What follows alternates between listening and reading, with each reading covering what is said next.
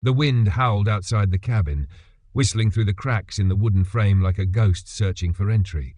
Inside, the only sounds were the ticking of an old clock and the soft thud of heavy paws against the hardwood floor.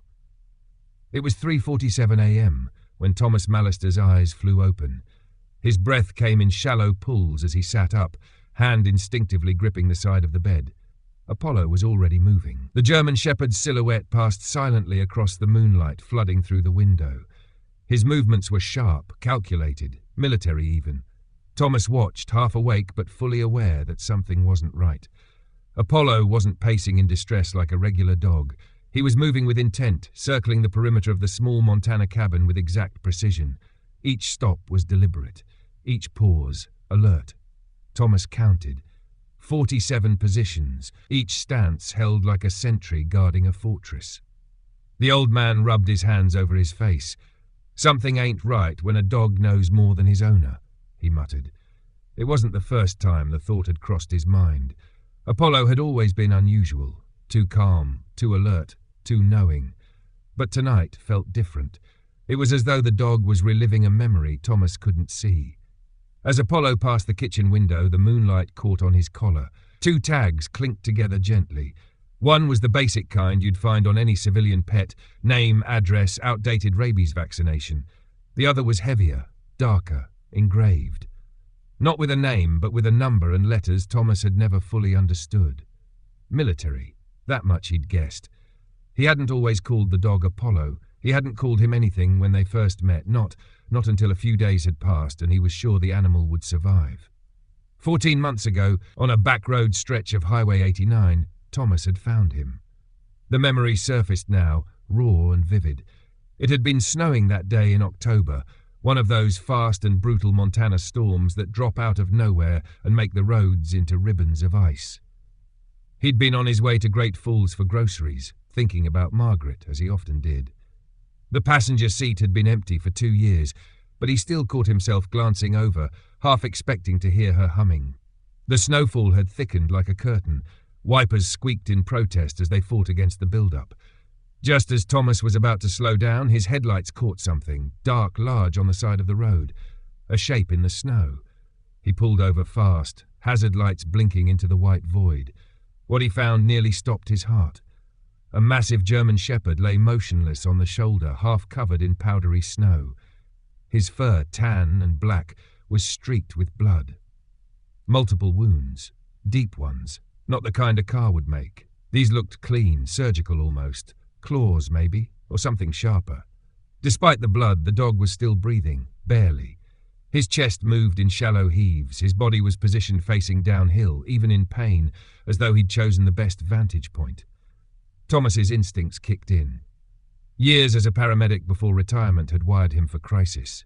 He dropped to his knees beside the animal, fingers seeking a pulse. It was there, weak but real. "Easy now," he murmured. His voice cracked in the cold. "You hold on." Thomas wrapped him in an emergency blanket from the truck and hoisted him into the back seat. The dog weighed at least 75 pounds, pure muscle under the blood and dirt, but he didn't resist, didn't whimper. Just lay there, eyes half-lidded but watching, always watching. The drive home was slow, treacherous. Thomas checked the rearview mirror every few seconds, and each time he caught those dark eyes locked onto his. There was pain in them, sure, but also something deeper, wariness, mistrust, intelligence. Like the dog was trying to decide whether Thomas was friend or foe. Back at the cabin, Thomas built a makeshift recovery space near the fireplace. Clean towels, antiseptic, a heating pad. He worked methodically, cleaning each wound, taping gauze, checking vitals. The dog never snapped, never growled. His eyes followed every motion like he understood the process. "You're going to need a name," Thomas had said after the first night, scratching gently behind the dog's ears. "How about Apollo? You've got that noble look." The tail had twitched. Just once. Barely a wag. But it was enough. From that moment on, they were no longer strangers. Thomas hadn't called animal control. He hadn't checked for missing dog reports or brought Apollo to the sheriff's office. He'd told himself it was because of the storm, because of the distance, because the nearest station was a 2-hour drive. But deep down, he knew the truth. He didn't want to let go. Maybe he should have. Maybe he still should. And yet here they were, more than a year later, and Apollo was the only soul who made the silence in the cabin bearable.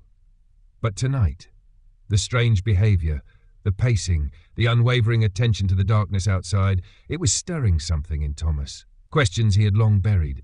What had happened during those missing 8 months before he found Apollo bleeding in the snow? What did those eyes remember that he didn't want to see? Apollo paused at the window. His ears rose like radar dishes, stiff and alert. His body tensed, muscles flexing beneath thick fur. Then a low growl vibrated through the stillness. Not angry, not panicked, controlled, almost human. Thomas followed the dog's gaze. Outside, the night was still, trees swaying gently under a pale moon. But then in the distance, a shadow moved, just a flicker, a shift in the darkness. The growl deepened. Something or someone was out there. Thomas stood slowly, his old joints protesting. He stepped beside Apollo, resting a hand on the dog's neck. The muscles under his palm were taut, ready. "Who are you really, boy?" he whispered. Apollo didn't answer. But in his silence was 1,000 stories Thomas wasn't sure he wanted to hear. The morning sun crept slowly through the pine trees, painting gold onto the frost-covered earth, as Thomas loaded Apollo into the back of his old pickup. The dog sat still in the truck bed, body tense but controlled, eyes scanning the horizon like he was waiting for orders.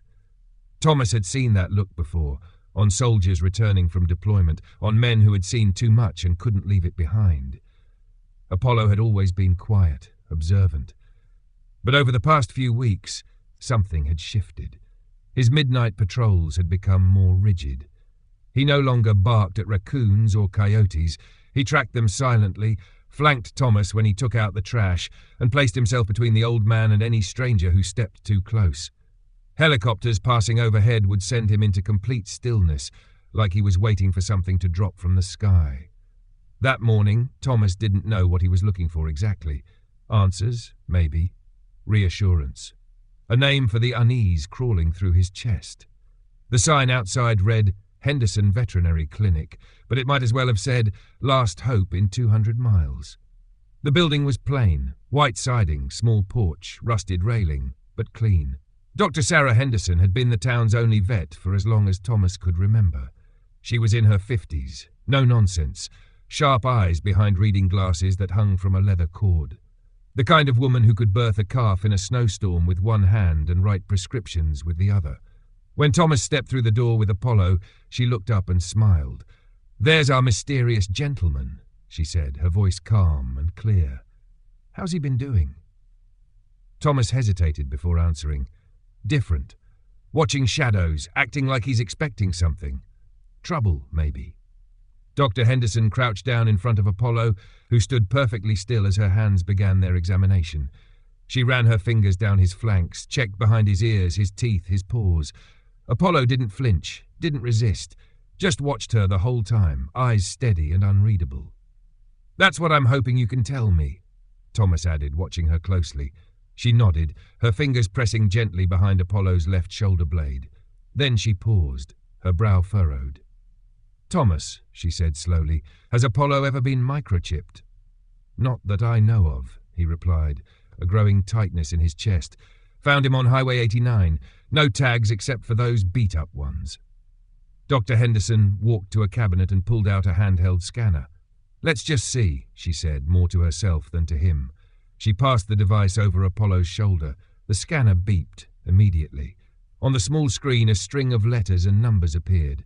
The moment she saw them, her face changed. It was subtle, just the smallest crease at the corners of her mouth, but it was there.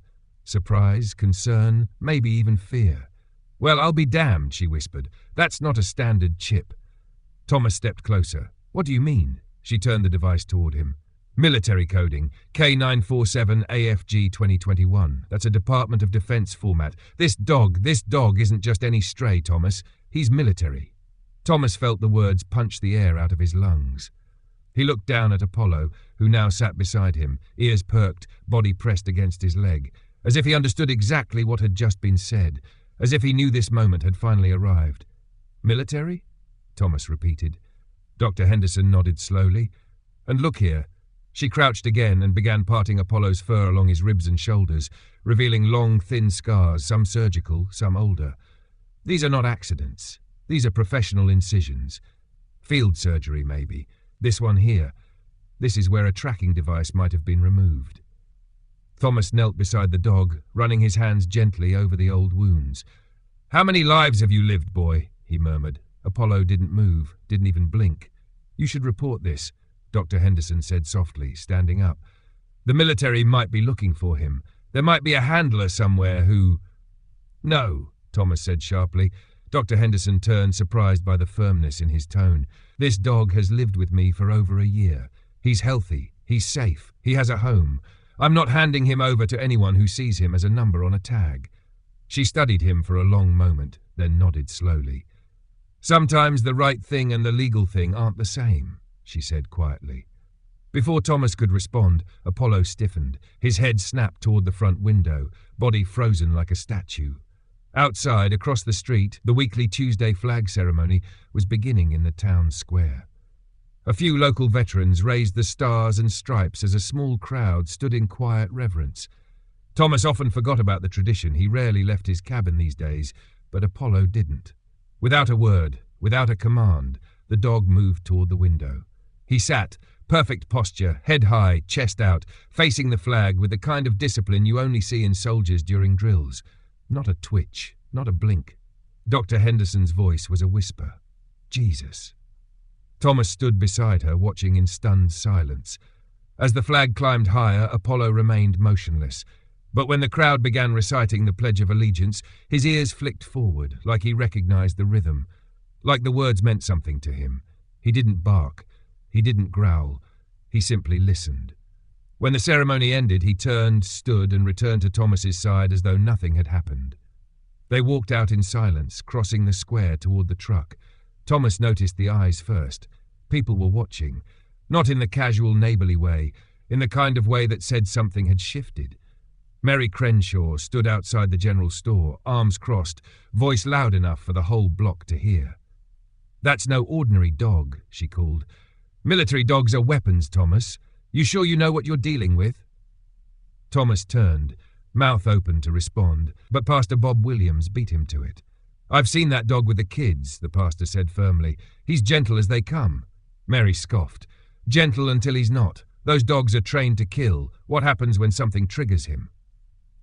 Sheriff Dave Morrison approached from the crowd, his boots crunching gravel. His expression was a storm waiting to break. "Thomas, we need to talk," he said. "If Apollo's military property—" "Property?" Thomas's voice was low, tight. "You look at him and see property." Apollo stepped forward, weaving through the growing circle of townspeople. He moved differently with each person, keeping his distance from Mary, offering his head for Pastor Williams to pat, sitting calmly beside Sheriff Morrison like an old friend. He read them all like books, adjusted to their comfort levels. "This isn't some weapon on a leash," Thomas said, his voice steady now. "This is a dog who's earned his peace." And then, without warning, Apollo turned away from the group. He walked across the square with purpose, headed straight for the cemetery that bordered the edge of town. Thomas followed, breath tight. Apollo stopped at a simple headstone. "Unknown Soldier, Afghanistan, 2021. Freedom is not free." He sat in silence, back straight, eyes locked on the grave for exactly 60 seconds. Then, slowly, he looked up at Thomas with eyes that carried the weight of another world, another life. And Thomas knew. He wasn't just protecting a home. He was remembering one. That evening, as the shadows stretched long across the floorboards of his cabin, Thomas sat at the kitchen table with a mug of black coffee gone cold. The day's discoveries churned in his mind like a storm. Apollo lay stretched at his feet, but not asleep, never fully asleep. His ears twitched every few moments, head lifting slightly at the faintest noises outside. The dog was calm, but not at ease, peaceful, but not relaxed. The phone rang. It was a Colorado number, unfamiliar. Thomas stared at it for a moment before picking up, his voice cautious. "Mallister? Mr. Mallister?" A young male voice cracked across the line, nervous, strained. "Sir, I heard through some channels that you might have found a German Shepherd, a military working dog. His name might be Apollo, but his real name was Phoenix. Is he okay?" Thomas's hand tightened around the receiver. Apollo's ears flicked up at the sound, tail beginning to wag with a slow, restrained rhythm. That reaction unmistakable. Recognition, connection. Not to the name, but to the voice. "Who is this?" Thomas asked, though his heart already knew. "Sergeant David Chen," the caller answered. He's my partner. I've been looking for him for 14 months, and I think I'm about to lose my mind if I don't find him soon." Thomas could barely speak. He managed only, "I'll call you back in the morning," and hung up. He sat frozen for a long moment, heart thudding like it did the first time he held Margaret's hand. Or maybe the last time. Apollo, no Phoenix, moved closer, sitting upright beside Thomas's chair. He looked up at the old man, eyes filled with something that wasn't just intelligence, it was understanding. Thomas looked back, his voice low. "Phoenix," he said, testing the name. The dog's ears shot forward. His body stiffened with awareness. That was it. That was his name. The name he'd never forgotten, no matter what else he'd endured. Outside, the moon was rising again. Thomas stood slowly and reached for his coat. "Come on," he said. "We need to walk." They headed to the trail along the Blackfoot River. It was where Thomas had always come to think. It was where he used to bring Margaret on summer evenings and where he had once told her he would never remarry. It was also where he had come to say goodbye to his son, Michael, 19 years ago, after the news came from Iraq. Now he walked with a war dog who had secrets stitched into his skin. The autumn air was crisp, filled with the scent of pine and wet leaves. Phoenix trotted beside him, silent and composed. But Thomas saw it now, what he'd missed for months. The scanning gaze, the positioning to keep Thomas in the center of a triangle, the way he adjusted his pace to maintain surveillance in all directions, training that didn't shut off just because the war had ended. And that voice, echoing in his mind again, "Sometimes a man returns what ain't his," his father's words. The old man had never kept what didn't belong to him. But then again, his father had never been alone like this. "Sometimes love means holding on," Margaret's voice whispered in memory. She'd said that once, late at night, when they were trying to decide whether to adopt a dog no one wanted, even when it's not logical, even when it hurts. Thomas stopped at a moss-covered log near the river, the same one he'd sat on during Margaret's final hike. Phoenix circled once, then stood beside him, not sitting, always ready, always watching. "You never really turn it off, do you?" Thomas said, gently scratching behind Phoenix's ear. The dog leaned into it slightly, but his eyes stayed focused on the trees, scanning, calculating. As they continued down the trail, Thomas watched more carefully. Phoenix's head would pivot at exact angles, his ears adjusting like miniature radar dishes. He'd freeze when he caught unfamiliar scents, nose working the wind with a scientific precision that no regular dog possessed. His body movements, once assumed to be quirks, were now recognizable patterns. Tactical positioning, defensive awareness. "How many lives did you save?" Thomas asked, almost to himself. "How many kids got home because of you?" The questions hung heavy in the air. They led, as they inevitably would, to darker places. Phoenix hadn't just been trained to find the wounded or sniff out bombs. He'd been trained for combat. Real, brutal combat. Thomas had raised hunting dogs in his youth. He knew the difference between instinct and conditioning. But Phoenix, he wasn't trained to hunt. He'd been trained to kill. And the hardest question of all followed, could a weapon ever truly retire? They reached a small clearing, their usual turnaround point. Thomas sat again, and Phoenix stood close, as if awaiting orders. But the tension in Thomas's chest refused to let go. What if something triggered him? What if the wrong smell, the wrong sound, a shadow in the wrong place brought it all back? But then Phoenix cocked his head toward a chipmunk darting from a log. The little creature froze. Phoenix watched it, tail twitching, and then, with a low whine, he sat, gently wagging his tail. The chipmunk chattered at him once, then disappeared. That was the answer, wasn't it? This wasn't a killing machine. Not anymore. "A good dog is worth more than a fair-weather friend," Thomas said aloud, another one of his father's sayings. He looked down at Phoenix, who now rested beside him in the grass, posture alert but peaceful.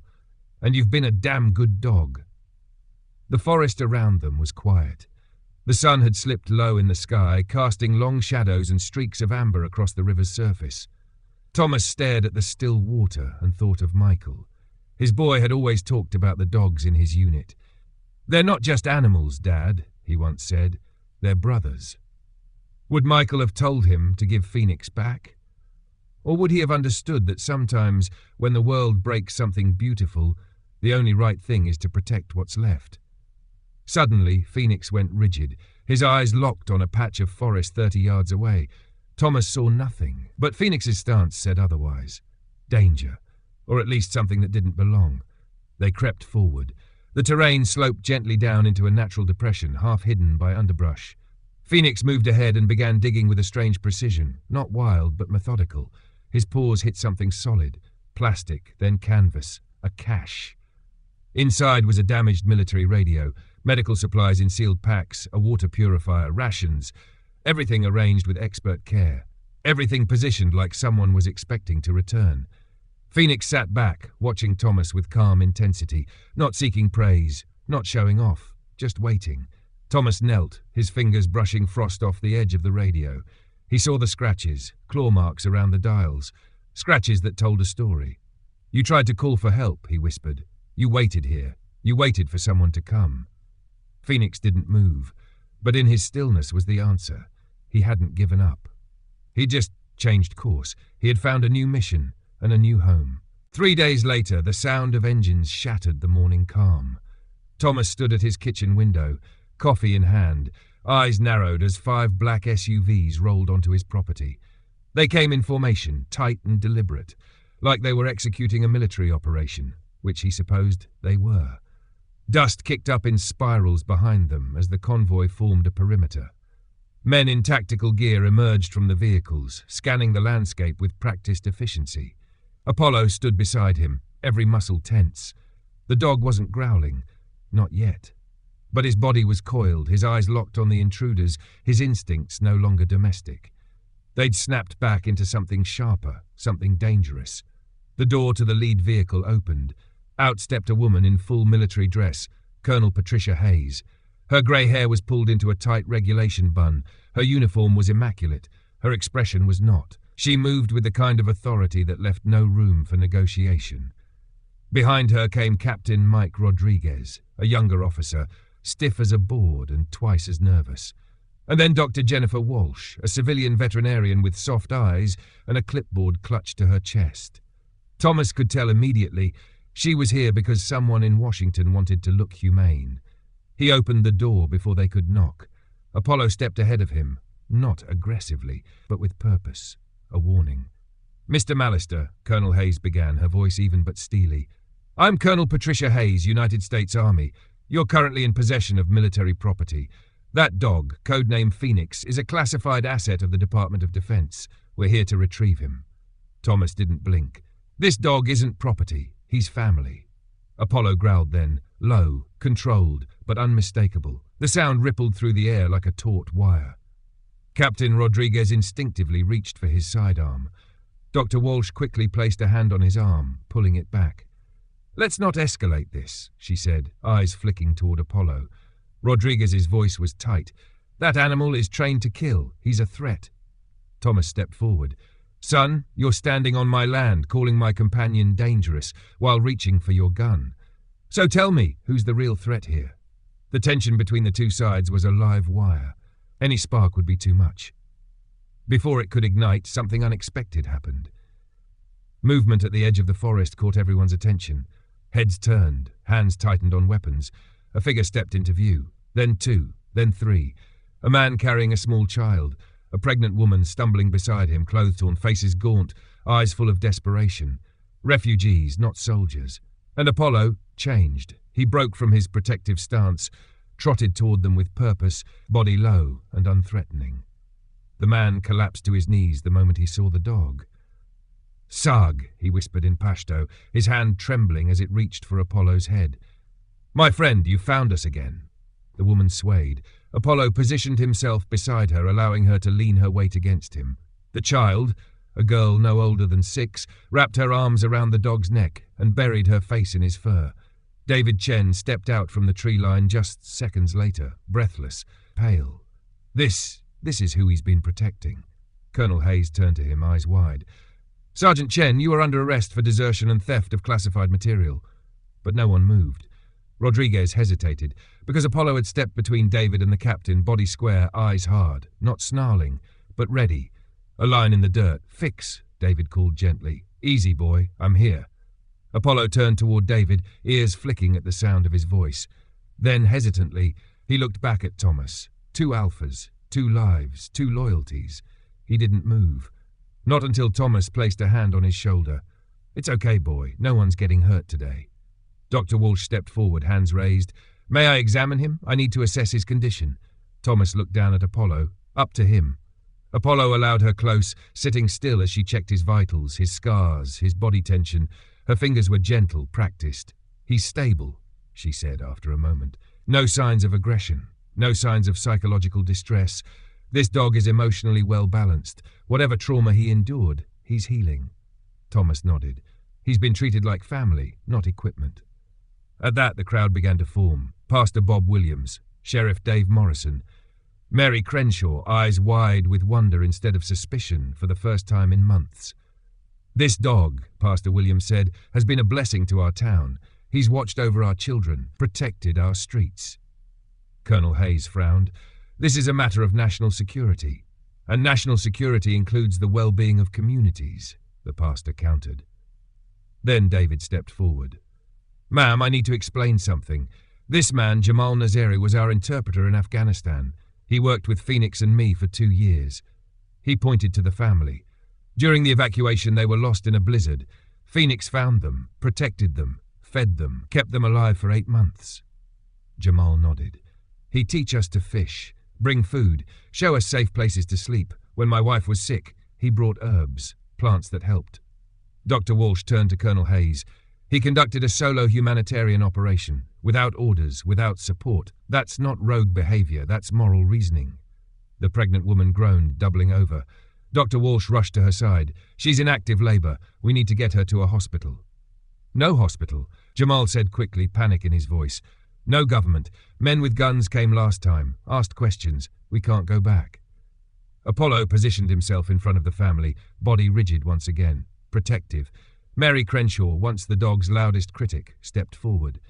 "He's been feeding them, loving them, and we've been calling him dangerous? Lord have mercy." Sheriff Morrison was already on his radio, voice calm but urgent.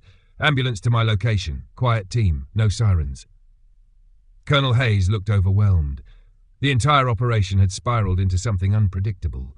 A war dog had protected civilians, taught survival, delivered a child into safety. He'd rewritten his own mission, and now the choice was hers. Policy or humanity. The sky over Millfield turned a muted silver as storm clouds rolled low across the mountains. Rain threatened, but the air was still dry. Inside the town's small hospital, fluorescent lights buzzed softly above a waiting room full of unlikely allies. Soldiers, refugees, a small-town pastor, a sheriff, and a handful of exhausted civilians. All of them connected by one dog stretched quietly on the linoleum floor, eyes half open, ears still listening. Apollo hadn't moved from his place outside the delivery room. His body was calm but alert, his breathing steady, every muscle ready to act if needed. Jamal sat nearby, elbows on his knees, worry etched deep into his face. Thomas rested beside Apollo, one hand slowly stroking the dog's thick coat. David Chen leaned against the wall, arms folded tight, face pale but composed. He hadn't taken his eyes off Apollo since they'd arrived. Time dragged in hospitals. It passed in long, strange waves, moments stretched. Clocks ticked too slowly. But then, just before sunrise, the door opened, and Dr. Patterson stepped out, smiling behind a surgical mask. "She's healthy," he said, his voice breaking the tension like sunlight after a storm. 7 pounds, 2 ounces. Mother's stable. They're both doing just fine. The waiting room exhaled as one. Apollo's tail gave a single strong thump against the floor. Then another. It was the first visible sign of emotion since they'd walked through the emergency doors hours earlier. "She's here," Jamal whispered. "My daughter, my Sarah." Dr. Walsh approached with a clipboard, her movement still professional, but her face had softened over the past day. "We've stabilized them, but your wife needs rest, and so do you." Apollo stood slowly, stretched, then padded down the hallway without being asked. He stopped outside the room, looked once through the small window, and then lay down again, silent guardian mode reactivated. Thomas watched him, that strange familiar pride swelling in his chest again.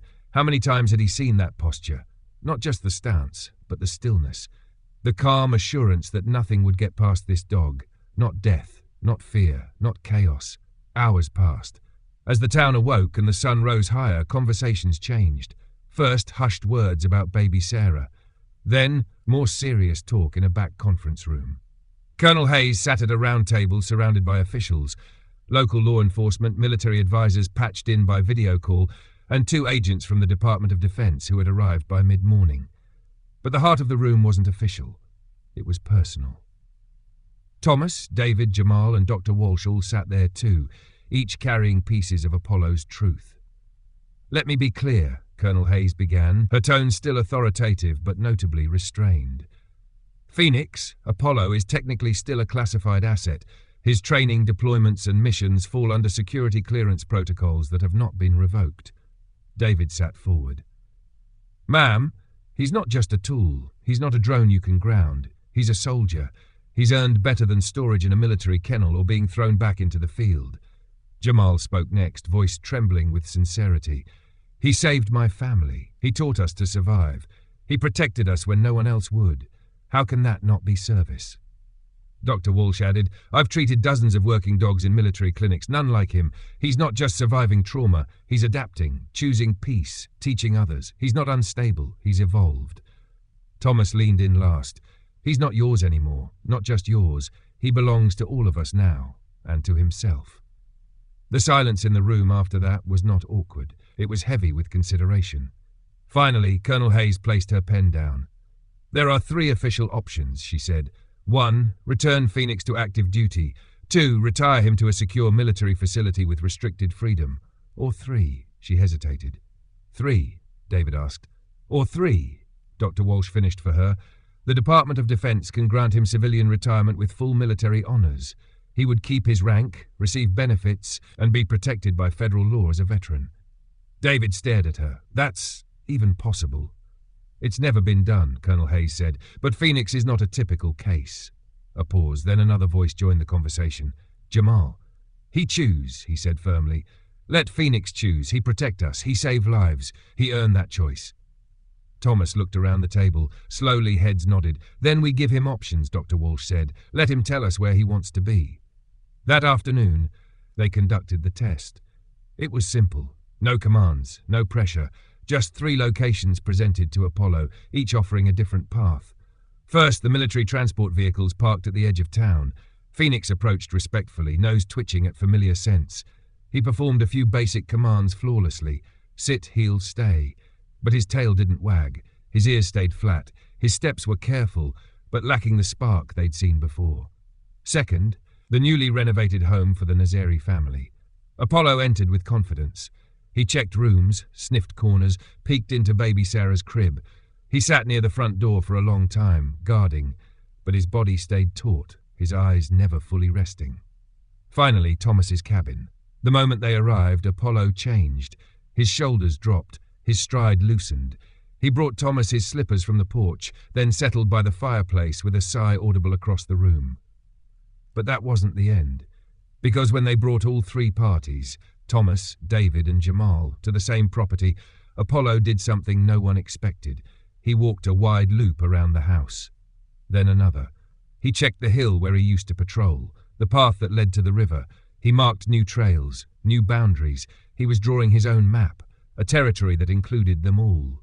A patrol route that encompassed Thomas's land, the Nazeri house, and the new K9 integration barn that David had begun using for training.